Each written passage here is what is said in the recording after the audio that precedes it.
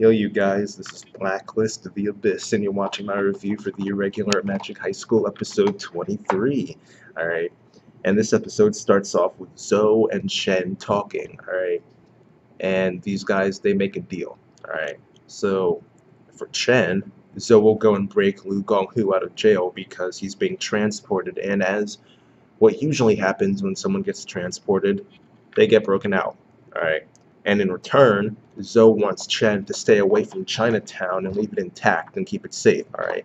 So that means that Zoe has something going on in Chinatown where he doesn't want it being destroyed or something. So that's some foreshadowing for what his goals, his overarching goals may be.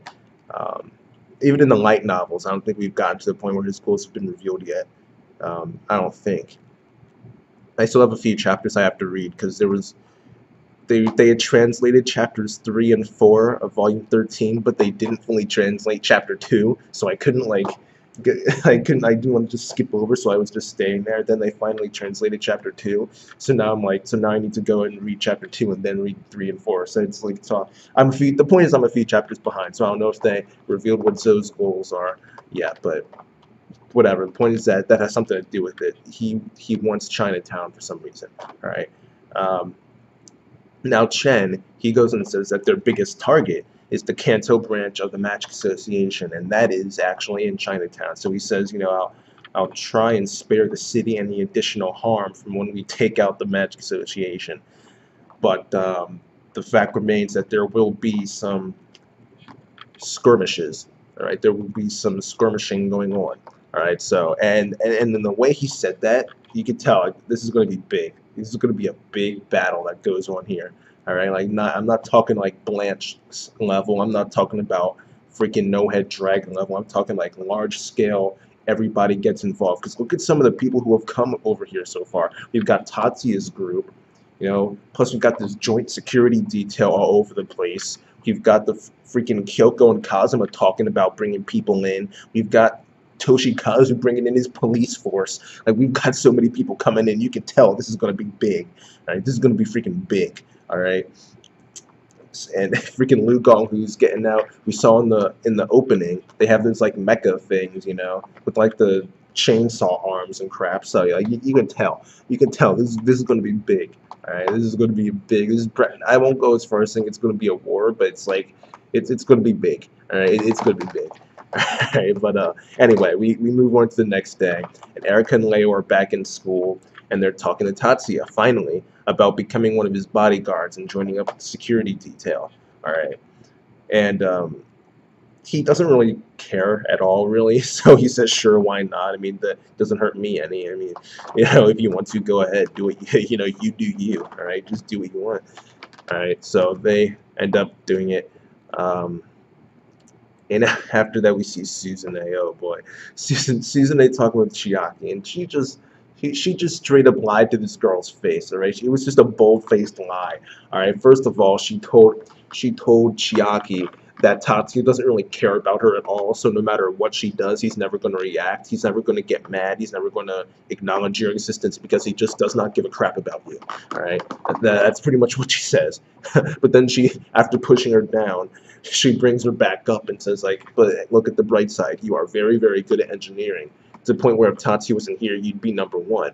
All right.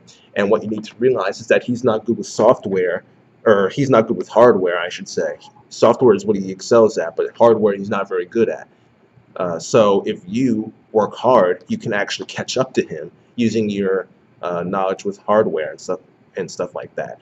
And it's just a bold-faced lie. It really is, because she leaves the room and and freaking Hot Tree's like, "Are you okay?" Like, I know it hurt to kind of have to do that. And she's like, "Yeah, it's just a little self-loathing. I make a very good con artist." So even she's like, "Yeah, I just lied to this girl's face." But in the end, she thinks like it's worth it because the school needs good engineers, and they can't waste Chiaki's talents. Because when you think about it, the only good engineers that First High has, Tatsuya, Isori, and Azusa. That's it. If those 3 disappear, then all of a sudden we've got no one. Right? It's a huge drop in skill. level. So they need someone like Chiaki to step up. So she's like lying to her face in order to help her, I guess, and the school help the school mainly, but help her. All right, but anyway, that was that was even people in the Crunchyroll comments were like, yeah, that's a load of crap, and you know it. That was funny, but anyway, after that we see Kyoko with Toshikazu, and she's doing her thing. Like I mentioned earlier, she's getting him to bring all of his, not all of his men, but like a decent chunk of his men to Yokohama for the thesis competition. All right, because she knows something's going to happen, and Toshikazu knows something's going to happen, but Kyoko won't give him enough details to let him know all the things that she knows. So, which is an interesting strategy. I'm impressed that that's actually working. That's because he's totally smitten with her. That's why. This dude's just like blushing all over the place. It's funny. Anyway, Kyoko's got Toshikazu in the palm of her hand. Um, and later she goes to talk with Tatsuya and Miyuki. Tells him that his mobile suit is ready, which is that thing you see in the opening where he's like flying through the air with the helmet on and crap. That's what the mobile suit is. And she also says to him that he will probably need it because things are not going to end very well. Like the things are going to go down, right? She tells him like stuff's going to go down. These incidents are not resolved yet. Things are going to happen, and you better prepare for it. All right. So while Kyoko was talking with him and Miyuki, Toshikazu was trying to approach Erika, and she was just not having any of it. It was kind of funny because Toshikazu was like sitting there on the steps, waving to her, and Erika is just like completely ignoring him. According to the light novels, Erika has one side. There's like this one-sided, not hatred, but like disliking, I guess you could say, between them. Where Toshikazu has no problem with Erika, but Erika has a problem with him, and it might, I don't remember what exactly it is, but it might have, but her family just does not like her. So I've mentioned that before. She's an embarrassment to her family, a disappointment, and her family just does not like her. And I brought up her sister, like an episode or two ago as well. And Toshikazu and Natsuko are the only ones who like legit treat her somewhat well. But I would assume that she still has problems with the two of them because like, maybe not exactly things that they, it's like things that they do unconsciously or things that they kind of do that where they don't actually realize what they're down. It's hard to explain. I'm not making any sense. It's like when you do something and you think you're helping someone when in reality you're only hurting them even more. It's like, I guess it would be like kind of like that. It's just that they don't realize that what they're doing is hurting her. I guess it'd be kind of something like that. Well, whatever the case is, she has a reason for not liking Toshikazu. Let's just put it that way. Let's put it simply. For some reason, she has a reason for not liking Toshikazu. All right, and Toshikazu doesn't realize that he's doing something wrong. All right, but anyway, after that we see Masaki and Tomitsuka. All right, for the first time, we see Tomitsuka's character design, and they're meeting up with Tatsumiki, and they're talking. And personally, I don't like Tomitsuka's character design or his voice. I mean, that's the same character design he has in the light novels, but I just don't like it. I mean, like, because one of the things that the Irregular Magic High School does well is put things in here that I'm pretty sure I've said this multiple times. I think I said it in my live reaction at the end there too. That one of the things the Irregular Magic High School does really well is that it adds things into the series that you think aren't going to be important, characters that you think aren't ever going to do anything, and then all of a sudden they do something and they become irrelevant. All right, a couple episodes ago they did it with the Robot Research Club and Pixie. I said there those things are incredibly relevant. That's like the entire storyline in the Visitor arc, which is technically a spoiler, but by the time we actually get the Visitor arc animated, you're going to completely forget that I even said it, so don't worry about it. Because it's not like it's major, but it's not like, oh my god, I never saw that coming. It's not like a secret reveal or anything like that, It's just like most of the arc involves the Robot Research Club and Pixie. It's not like, it's not really a spoiler at all, to be honest. All I'm saying is that Pixie shows up. Like, that's really all I'm saying. But anyway, Tomitsuka is another example of this happening, where he gets introduced here and you don't really think anything of it. You just think he's like a placeholder character. And in reality, when it comes to the Double Seven arc, which happens after the Visitor arc, it's actually very relevant. Or he is actually very relevant. Like, this dude is like, like, this dude, it's like he joined the main cast or something all of a sudden, you know? Like, he's that relevant in Double Seven. All right. And if you just look at the way if you look at his design or you listen to his voice, he doesn't come off as that legit. But in the Double Seven arc, he wants to prove something to this first year, so he actually goes and spars with Tatsuya, and he was giving Tatsuya a run for his money. All right, which is, again, technically a spoiler, but by the time you get to it, you're going to completely forget about it anyway, so don't worry about it. Like, you look at him, and he doesn't look like a guy who could take on Tatsuya, you know? And of course, Tatsuya wasn't exactly like using all the secret techniques like decomposition and all that crap, you know? He wasn't setting people on fire and crap, you know? But like, still, like, he's still giving Tatsuya a run for his money. You wouldn't expect that out of this little guy with this high voice, you know? So I don't really like his character design or his voice. Speaking of people whose voices I don't like, Haruka. All right, she met up with Kyoko because she was spying on her. All right, they didn't mention this detail, but you know how Haruka is involved in like public safety and all that crap. Well, her department became incredibly interested in Tatsuya after everything he's done with Blanche and Eagle-Eyed and the 9-school competition, No Head Dragon, all that crap. They became incredibly interested in him, and they want to find out who he is. They want to find out his identity, and they have charged Haruka with that duty. All right. So, which she actually didn't like. She was fighting it all the way. So give credit to her for that. But in the end, she has to try and figure out Tatsuya's identity, and she gets this sense that Kyoko knows something about it. So she's trying to follow Kyoko and get some info on her, and Kyoko notices. So she confronts her. So now we've got the Phantom Lady and the Electron Sorceress, all right? And these two were just this was funny because these two were just going back and forth in the I know about you department, where it's like they're just trying to one up each other and say, oh yeah, well, I know this about you. Well, I know this about you. Well, I know that about you, and that, and that. And after a while, Haruka just got completely dominated because Kyoko just kept bringing up fact after fact after fact, and after a while, Haruka's like, this girl knows like everything about me. How is this possible? You know. So, and in the end, Kyoko ends up warning her not to investigate too much into her relationship with Tatsuya. All right, so that kind of confirms for Haruka that the two of them are related in some way, shape, or form. They have some type of relationship. But that's about as far as we go in that scene for this episode.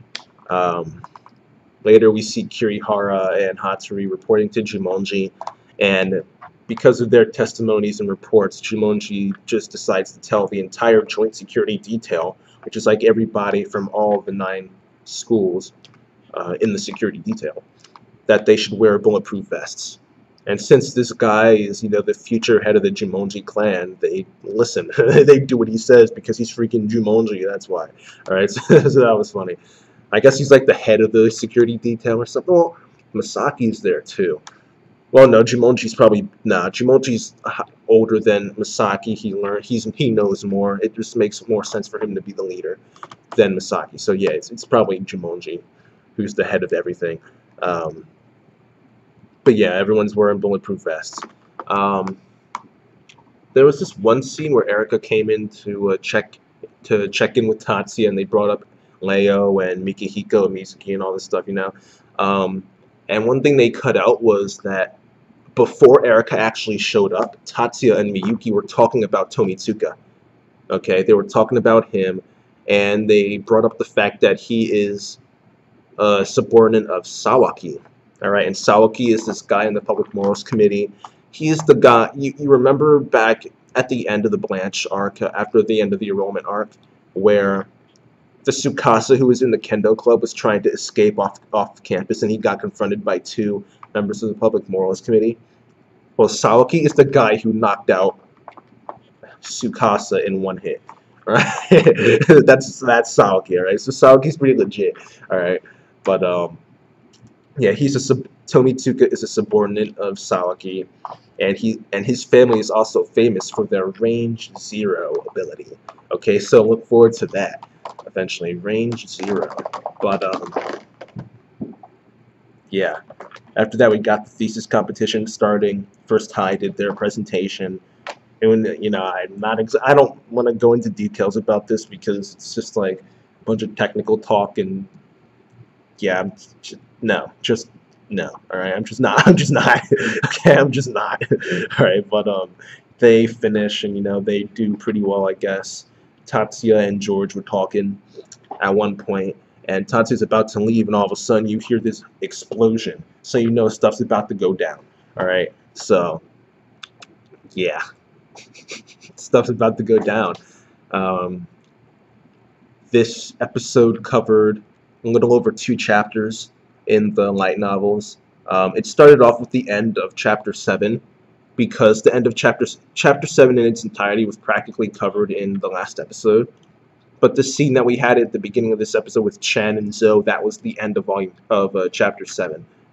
Chapter 7 of volume 5. And then after that it was the start of chapter 8, which is volume 7, because they don't restart the chapters. They didn't start at chapter 1 again. If it's one arc, then they just keep it going, then they don't restart the chapter count until the next arc starts, which in this case would be the Reminiscence arc, which is the flashback with Tatsuya and Miyuki and all that, but you don't care about that right now. The point is that there are 4 chapters left in the Yokohama Disturbance arc, okay? And there are 3 episodes left, so we're going to get pretty much 1 chapter per episode, which means they should be putting in a decent amount of detail. So I didn't actually go back and look through those chapters to see how long they were. I checked the last one out, which that should be pretty simple. That's not a chapter that's so long where you need a full episode for it. That's something they could just squeeze in. But yeah, we're getting there. The awesomeness is about to start. If you thought the arc was good so far and you haven't seen anything yet, because like I said, man, stuff's about to go down. Stuff's about to go down. You got a bunch of people here. You got freaking the Great Asian Alliance, Liu Gonghu, all these mecha. You've got Toshikazu and his police force. You've got the Joint Security Detail.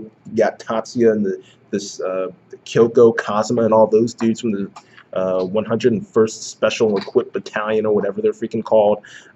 You got Mayumi and Mari and Jumonji and Kirihara and Isori and Kanon and Sayaka and Erika and Leo and Miyuki. It's like there's just so much going on here. Honoka, Shizuku, Mizuki. Like there's so much going on here. Masaki. There's just so much going on here. You gotta realize this is gonna be huge. So look forward to that in the last 3 episodes, and that's it.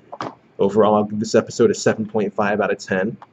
Most of it was just a setup episode, but there was so much build up here that it was actually pretty close to being a really good episode. Like I was actually at the end of it thinking like this was actually kind of good. Like this is actually pretty good, So with all the build up that they did, the foreshadowing of Tomitsuka,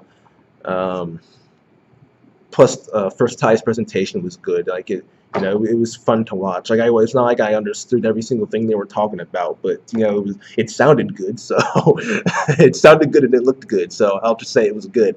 So yeah, I'll give this episode a 7.5 out of 10, and that's that, you guys. I'll put my live reaction up after this. Rate, comment, subscribe, and I'll see you guys next time. I told you he wouldn't be staying locked up for long.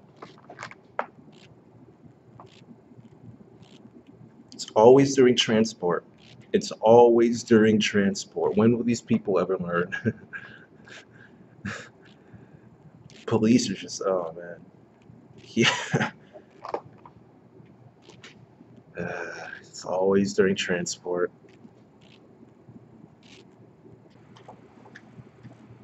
They never actually asked him about it earlier. Oh man.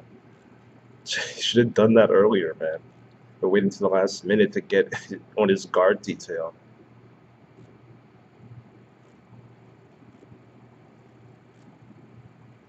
You're talking out loud.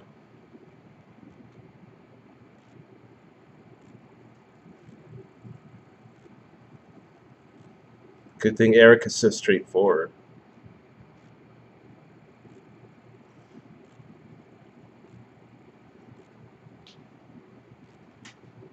He doesn't really care. He doesn't really care at all. Uh, Tia, seriously.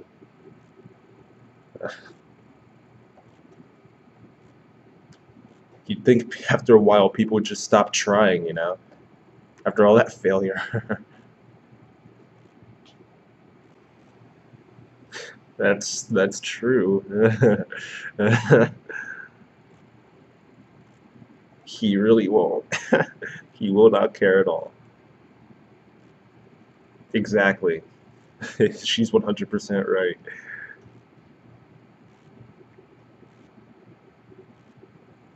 Now she's going to try and bring her back up.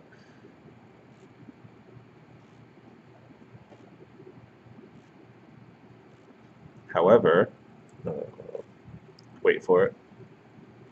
However,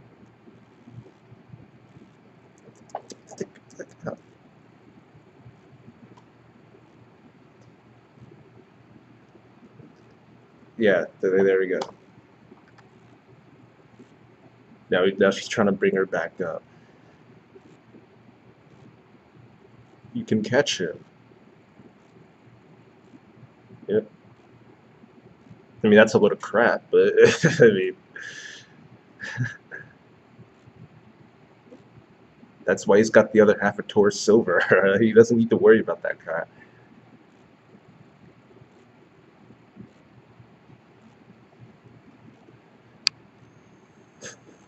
That's some Tatsian logic right there. That's something Tatsi would do. Bring her down and then pull her back up and act like she like it's all his idea. He did that once with Mayumi and Mari made fun of her for it.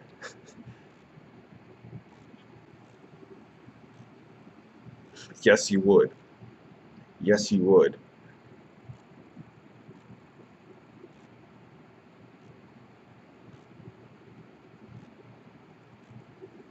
There he is.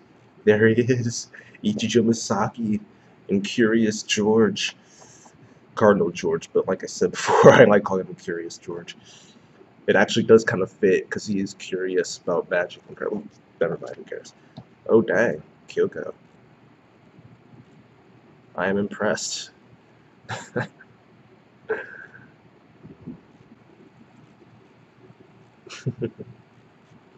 Those eyes. His eyes are so small. Look at them. I can't stand when the anime does that, when they like get rid of the whites of the eyes and just pretend that it's completely skin colored.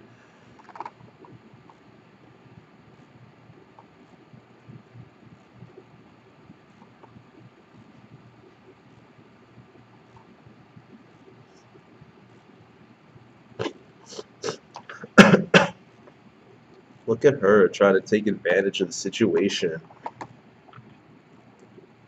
Like I said last week, trying to get him as involved as possible without letting him know too much information. She'd make a fine con artist too.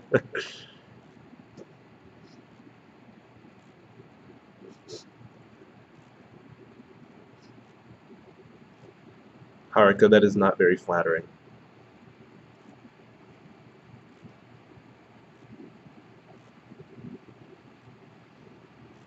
Hmm. That's very convenient. Good thing people don't have those in real life. That's not very flattering either, actually. Because she's trying to keep a low profile. Uh-oh. Uh-oh. Uh-oh.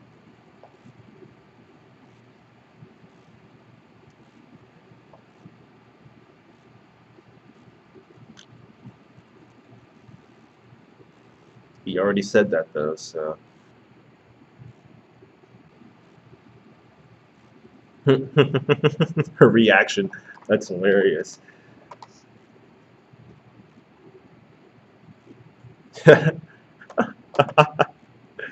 Yeah, man, she just is not a big fan of her family. Uh, Those are like the only two people who actually don't hate her too.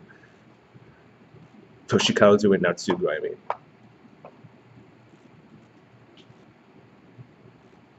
No, you're not.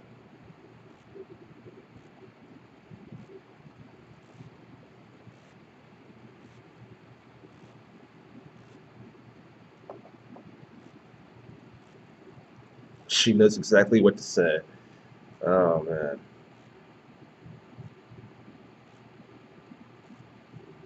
That's Tobitsuka? Oh god, his voice. Oh no. That does not fit. Especially once you get to the double seven arc, that's just not gonna fit.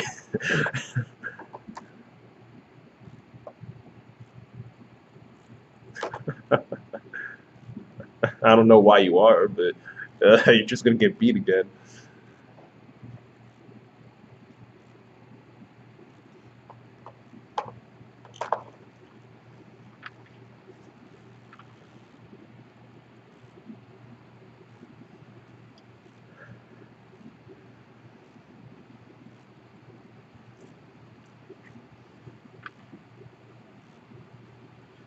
Okay, sure.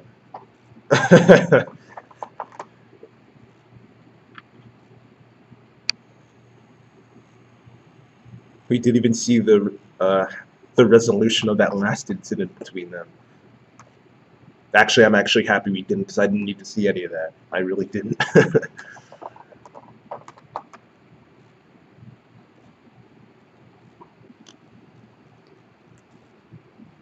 Oh man, these two are great. Where they're just trying to one up each other.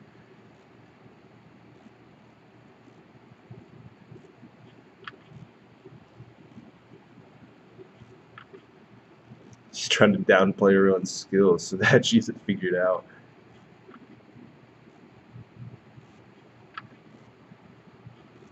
Now she's just been completely outed. And now she's done.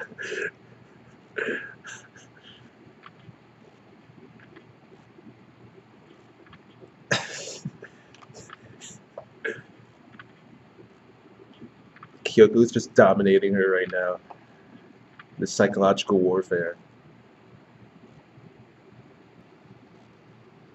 Just give up, Haruka. Just give up. Don't even try. She's too good.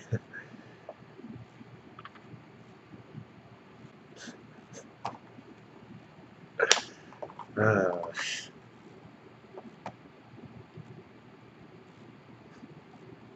I swear, man. These dudes never learn. These anime characters, man. It's always during transport. Always. They should have taken a page out of Arrow's playbook when freaking Helena Bertinelli went after her father when he was being transported, but it turned out it was all fake, and there was, and he wasn't even there. They completely tricked her. They should have pulled that crap here.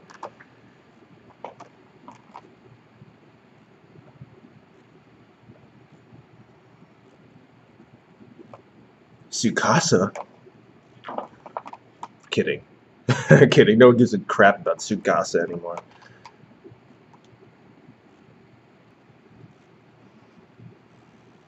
Nice. Nice job spotting that.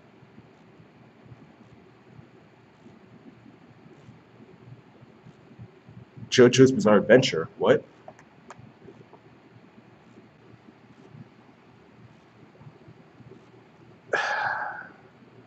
If they see it, never mind.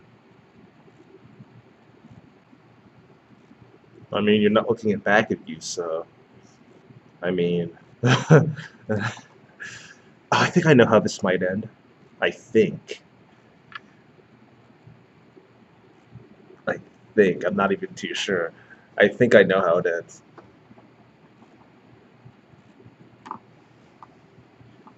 I'm trying to remember. That looks like one of those orbs where you put your hands on it, then the sparks all go to where your hand is, and then your hair starts to stand up and crap and all that. Actually, no, those are two completely different things. Wow. Well, it looks like both, actually. The thing where you put your hands on it and the lightning goes to where your hands are, plus the big silver thing, you put your hand on it, then your hair stands up and crap.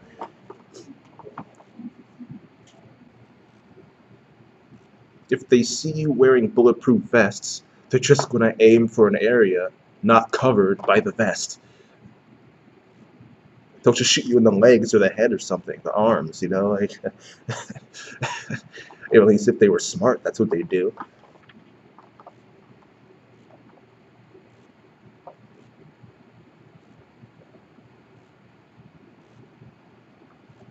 And you know something's about to go down.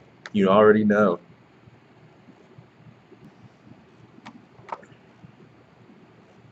The fact that First High is already presenting just goes to show that something's gonna happen.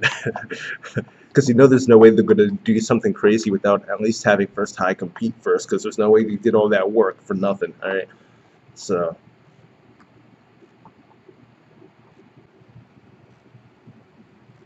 Third High, why are they skipping Second High for?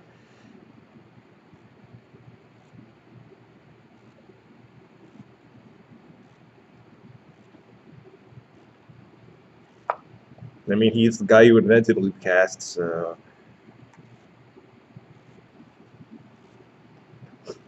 And now he's just showing off. This dude's just showing off now. Oh, they're not going to end it the way I thought. Oh, yeah, they are, too.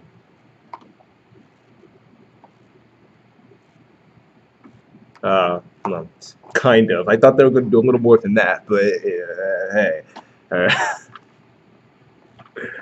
Oh, man. So, this episode, for the most part, was a setup episode. It was just building things up. That's the only real purpose it served until the end there, where they actually did let us see First High go on stage and do their thing. But like I said, the only reason they even let them do that was because after putting all that time and effort into actually showing them working on the project, they weren't going to just let it not happen. They had to at least do something with it, so they let them present. And now something's happening right after they present. So yeah, yeah, an enjoyable episode if you like setup. I mean, there were a lot of things set up there. They even introduced Tomitsuka, which is foreshadowing for the Double Seven arc. So yeah, the Irregular Magic High School does that so well, where it'll introduce things that seem irrelevant, and then later on, those things become relevant, and you're just like blown away at the fact that they had I say they, but there's only one guy writing it, it's Tsutomu Sato, that he had the wherewithal to be able to foreshadow things so well, because he foreshadows everything, so it's impressive. Um, yeah, that's it, guys. You already know my rating, so yeah, that's that. Rate, comment, subscribe, and I'll see you guys next time.